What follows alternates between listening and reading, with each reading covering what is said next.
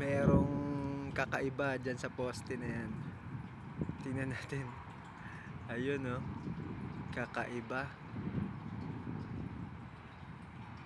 Kakaiba talaga, mga Pilipino yan. Andito tayo sa London. Ang hirap ng trabaho nila, no? Biruin nyo, tinutuloy nila yung ano na yan, poste. Grabe, galing nila. Taas niyan, pakataas niyan, no? Kanina nandun sila sa pangatlo, natapos ang siguro nilang tapusin, gawain, kaya lumipat na sila sa pangalawa. 3 tao sila nandun sa taas. Nandito tayo sa ano, sa parkingan.